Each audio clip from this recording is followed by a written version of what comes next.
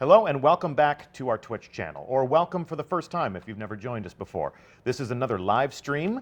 We are going to play King's Fall today. I'm Deej, I'll be your host. Allow me to introduce to you the subject matter experts that we've welcomed onto the couch today for a guided tour of one of the most challenging and elaborate and lore-filled and detailed and teamwork-laden, puzzle-strewn activities in Destiny, the King's Fall Raid. I'm joined on the couch by raid designer Brendan Thorne. Hi, everybody. Morning. That is Thorne with an E, as much as he likes to tell us that the exotic hand cannon is named after him. That's just not the case, It's is really it? not. No, although you do damage over time. And then also on the couch is a member of our writing team, writer Jill Shar. Hello.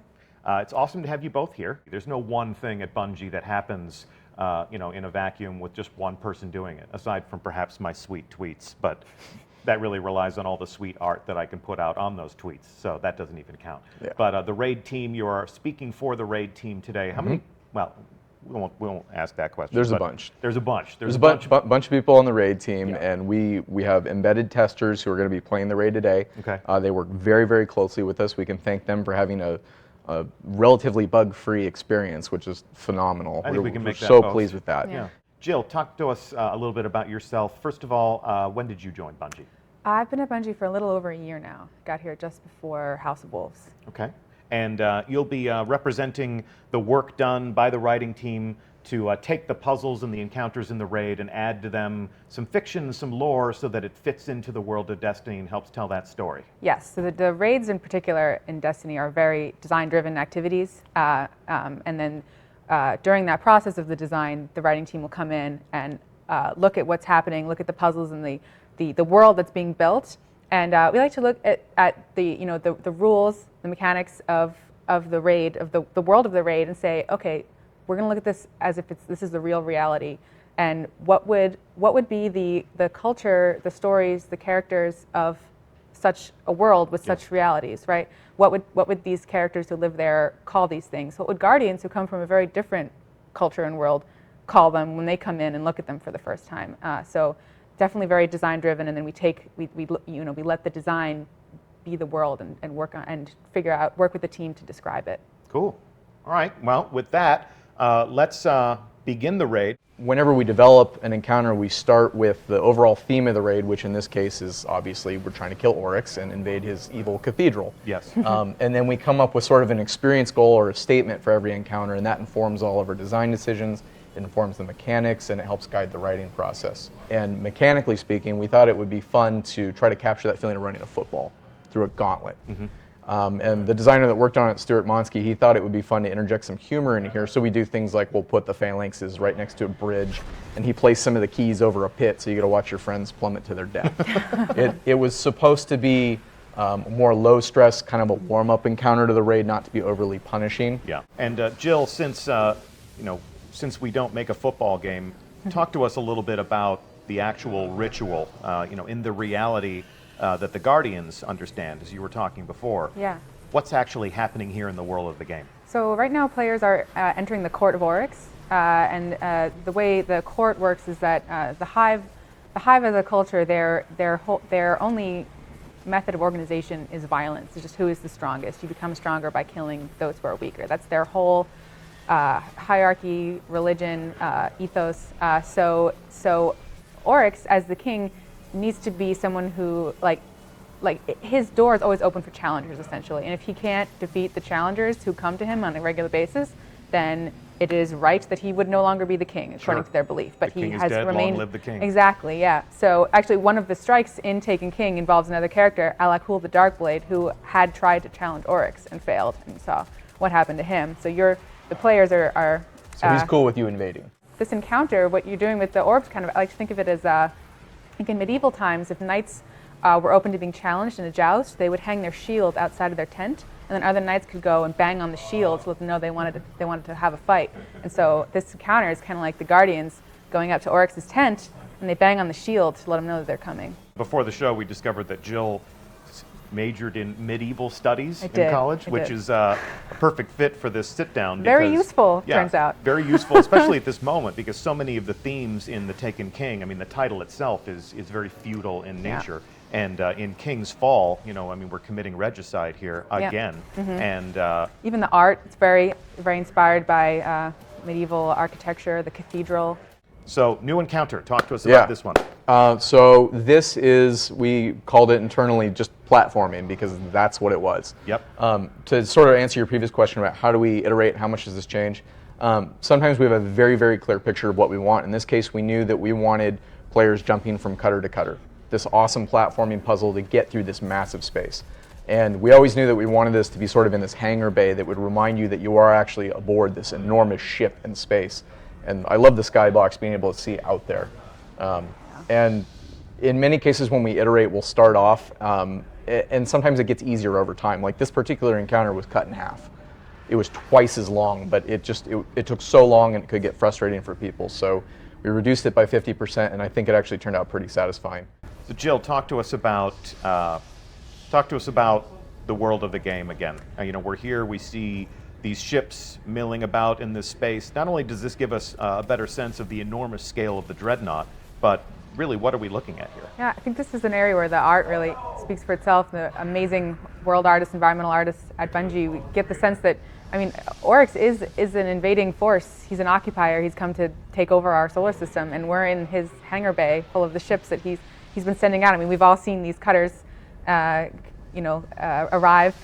on the various planets and unload Hive and attack, and now we're the place where they come from. So they've reached the gate. Let's see if they're not gonna get loot because, like we said, they did this yesterday as a practice run. There's the secret chest that goes up that left wall. Andrew Hops is the artist that architected this all. I believe he did the ride along last time. Yes. He added a lot of these little secrets where you have to scale up the side. So there's a few of those in the raid. And we were actually really surprised at how fast people, well, no, we weren't surprised. We knew people would discover it all in day one. They figured out just about everything there was because all of the players are so much smarter than we are. All of them combined. Yeah, the collective hive mind. Yeah, it takes a hive mind to destroy the hive mind. Well, it really is very cool meta. how collaborative Destiny players are. They really are a team of guardians who are sharing knowledge. But we really feel it's successful when people are debating months down the road, well, what's the best way to do this? What's the most efficient way to do it? And we find new tricks that the raid team never even thought of, and we'll see that later in here. Just dropping like flies. Yeah. Just dropping like flies. Who'd we lose that time? Which is challenging too, because you sort of create this visual language of raid mechanics that people learn. So every subsequent raid becomes a little bit easier to decipher. And so we have to keep upping the bar and figure out new mechanics that we can introduce to confound people and create that new lexicon. Aha, I know how Bungie thinks now. All right, So new encounter. new encounter. So this is most people call it totems, I think. Internally, the working name was Control, both for the bubble that it takes place in, and one of the themes of the encounter was that you had to keep a bunch of plates spinning and keep up this perfect rotation to pass through. So just as the players start to learn the mind of Bungie designers, Bungie designers are also studying the players and trying to anticipate. We learned a lot of lessons from previous content. Yeah, okay. And you'll notice too the combatants here, we're pretty particular about combatant placement and how we use them. You'll notice all the combatants that come from the center are all melee. Yes. And all of the side rooms of the totems are all ranged combatants.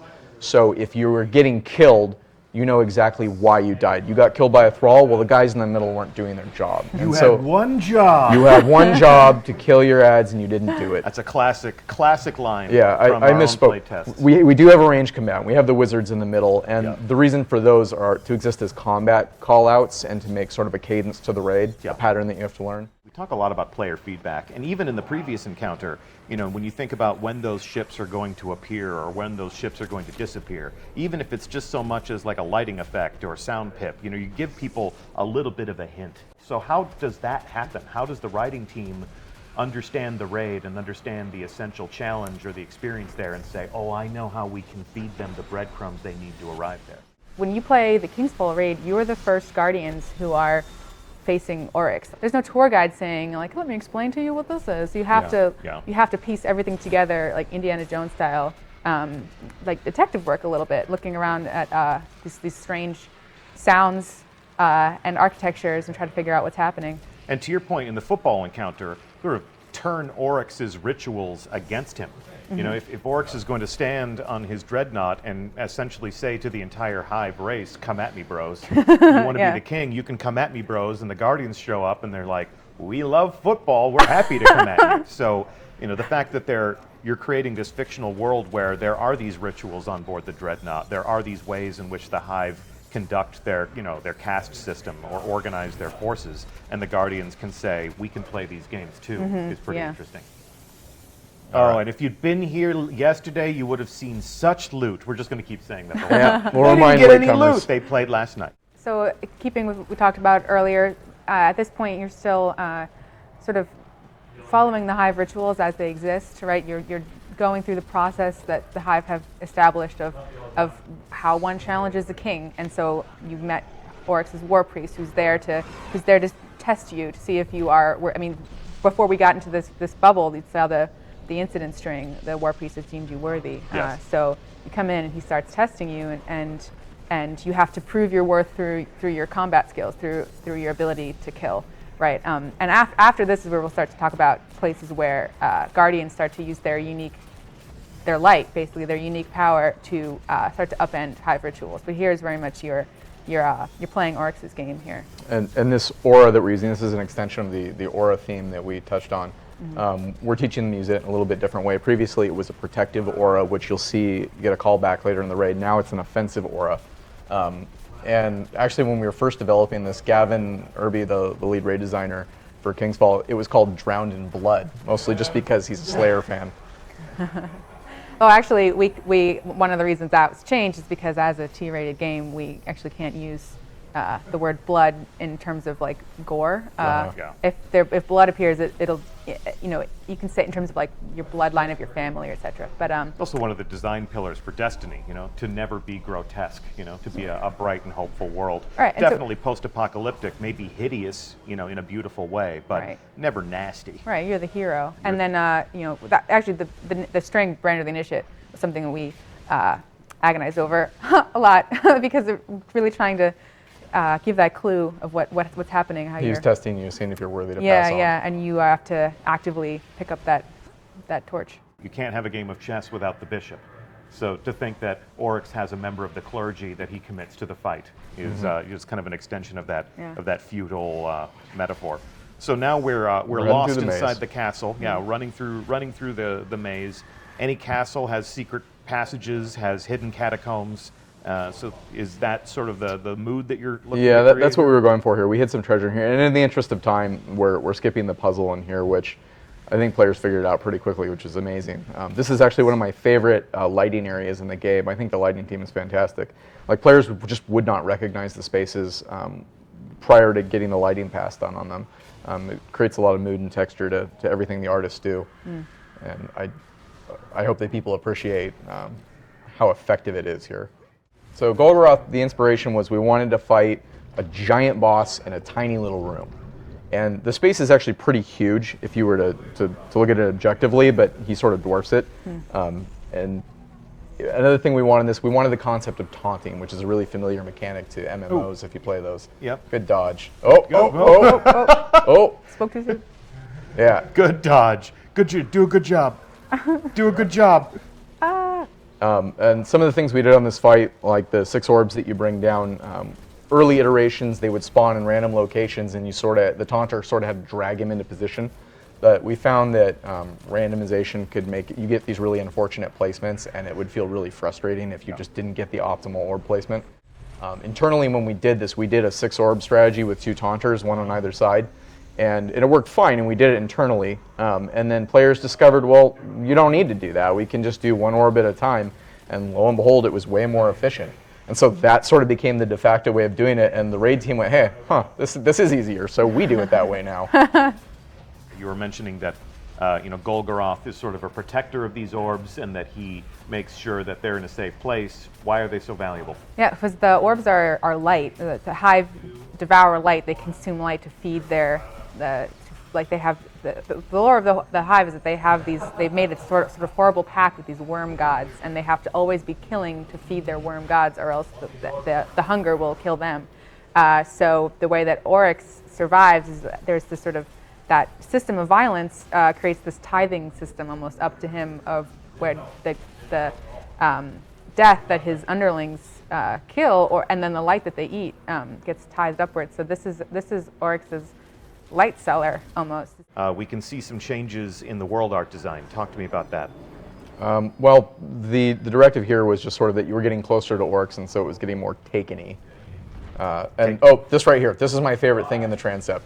That first punch block. Every single time we do it, you take a new person, they come in and they go to the edge, and they marvel at the space before them, and then bam, off to their death. And the inspiration for this, we knew we wanted a traps phase, and everyone on the raid team's a big Dark Souls fan. Oh boy. And so we used Sen's Fortress as an inspiration for this phase. So Andrew Hops built this, and like the Court of Oryx that people found eventually, like they were puzzling over it, like there must be some hidden meaning behind it, and no, it really wasn't. It was just this fun thing that Hops thought was hysterical. The and he basketball came, Court of Oryx. So he came in over the weekend and built it, and we thought it was the greatest thing ever. So more jumping, More jumping. transitioning. This is the hardest jump puzzle in the game. We can time him. Is that universally accepted that this one's the hardest jump puzzle? No, I just suck at it. Oh, okay. It takes me forever. I just let him quarantine me up. Yeah, this one doesn't bother me this much. You know, when I play King's Fall, I can just sort of watch somebody and follow in their footsteps. But you know, little pieces that float in the air that just disappear and wink out of existence. You know, and just like if you fall here, you just have to do it over again. If you fall in the other one, you die, and that's when I start getting the sweaty palms. Speaking of and jump I hate puzzles, heights. Yeah. so here we are. This is the final bubble of the raid. I built this encounter, and Gavin worked on Oryx, and we talked about it a lot, and we decided that we wanted a shared puzzle. Yeah. So the 4 platforms. When I was building these things, we didn't really know what they were going to look like. I just called them ziggurats. Okay. And that's what it says in the script. Yeah. And so when people would stand on these things, I built this really simple spatial puzzle that's not designed to be terribly complex to figure out. And whenever we do make a puzzle, we try to make it understandable and fairly intuitive.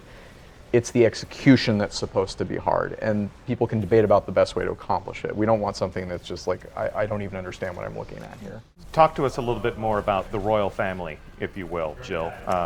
Sure. These two, Iranik and Irhalak, are the daughters of Oryx. They're Crota's siblings. So this encounter reminded me of talking about during the development process. I thought about Twinrova from Legend of Zelda, Ocarina of Time, and because in that encounter as well, in that game, in that boss fight, the way that you defeat them is by one is an ice witch and one is a fire witch, and you turn their powers against each other. And this is a similar thing here. These two, one is the Weaver, and we were looking for things that would seem like the inverse of each other in the writing team, right? Yeah, and that was difficult. We had to communicate that, like, how do we sell the idea that I need to steal the aura from one to use it against the other? Right. So this is where that this encounter, the mechanics here, inspired the Weaver Unraveler, and then we sort of in the Grimoire we built that out into the idea that the Hive Oryx has this throne world, and that's where you are now. That's where you are now. Yeah, like in the last story mission, Regicide, you beat Oryx in our physical sort of world dimension, and now you've entered into here. And one of the tasks that the daughters have is to unravel our world and expand Oryx's realm. So they're literally taking over cool. on like a metaphysical level, and when you stop them. Yeah. So right here, one of the things that I've always liked about this fight is that it can go so well on that first round, and then it just all falls apart. You miss it by a few seconds, and then you wipe. I kind of like the ability to say, well, do we burn her and finish her off, or do we let her sit at 10%, play it safe? Of course, then you introduce the possibility of failing the jump puzzle and dying. Yeah. Oh, and we're slow walking. So here we go. This is the so cool. again, Gavin Irby worked Every time. on Oryx. This is his baby, and we started with the idea of how do you kill a god, and we talked about it, and Gavin said something like, shooting him with machine guns doesn't really seem like the right answer. Yeah. And Ghostbusters was a big inspiration for this. So are you a god? yeah, we're going to come up with this crazy plan to deal with this god, and we're probably all going to die in the process, but it just might work. And that's where the whole light bombs came from. We're going to use his weapons against him. And reclaiming that light. Yes. Scrubbing that light. Because it doesn't look like light. It's a black mass. Yeah. It doesn't look happy.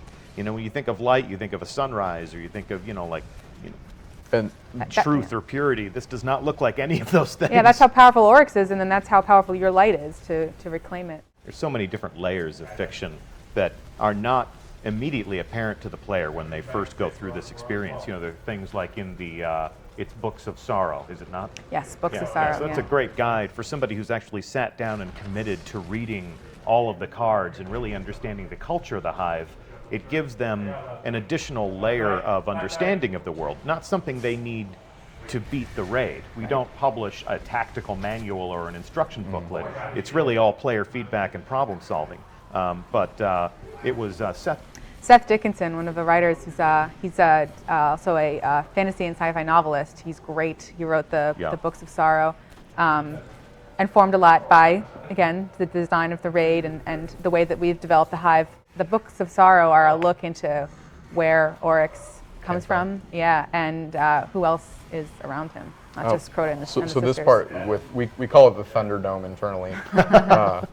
We added that. We wanted to have this kind of personal experience where orcs came back down, and it's a callback to the Regicide mission. we call it Thunderdome, which is obviously an old Mad Max reference. Oh, yeah. For anybody that hasn't gone back and watched their old Mad Max filmography, I highly recommend it. As a child of the 80s, go watch your old Mad Max. It's not just about painting your teeth silver. You got to watch the original movies to truly understand where all those people came from.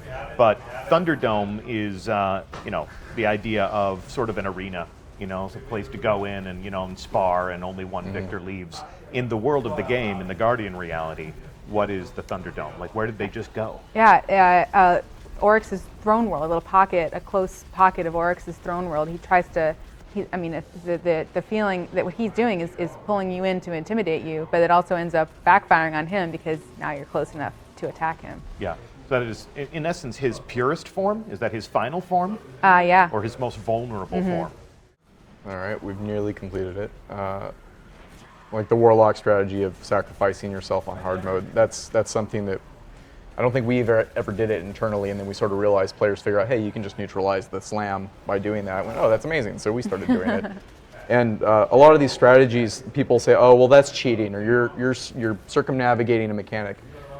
I don't think so. Generally, players will do whatever is most efficient. Sure. And they expect that efficient thing will be fun. There are some people that will do things, they'll challenge themselves. Sure. They'll wear blindfolds. They'll do it by Sure, themselves. and that's for awesome. crying out loud. That's fantastic. We love seeing that. But this from is your players. weekly loot chase. So Right. there are a lot of people that are like, let's speed run this thing. Let's get through it. Let's do it. And so we strive to make the mechanics that we envision be the efficient way to do the fight. Wait, hang on. Here it comes. Here it comes. Here's the final moment. And victory. Yes, we did it. We did it. Yay! And then he just drifts away into silence on a Saturn. Just becomes It's just crystal. cute. It Yeah. lasts so long. I love it. I really want to go down to Saturn and see a skeleton. I hope we do know. that someday. One of the Grimoire cards for the King's Fall raid is a message from Toland the Shattered, Yeah. who is one of our lore characters, who's a guardian who has devoted himself to studying the Hive for a very long time and has kind of drunk the Kool-Aid a little bit. And and so his observation of your run on the King's Fall raid is he says, oh, you, like, he's kind of shocked. He's like, what have you done? You started off, doing the Hive thing, but then you started smashing the stuff up in the cellar and you started releasing the light and then you killed Oryx, but you didn't become the next Taken King. You remained a guardian of light. And that power vacuum is something that we've continued to explore in the updates that have come out since Taken King, with Malok, these other Taken characters, Taken Hive characters who see that power vacuum existing in the Hive, and they want to be the next one at the top. So Jay Kriske in chat was actually following that story, saying Toland just wants to be the next Taken King. And the Guardians who complete the King's Fall raid, they don't ascend the throne. They move on to go back to the tower and, go into the Crucible and, They keep remain kicking ass and warriors of becoming light. legend. Yeah. And they remain the warriors of light, They're leaving heroes. the throne open, which enables us to tell other stories like the one we tell about Malak in the April update and stuff like that. Can I tell him about the next raid? Absolutely not.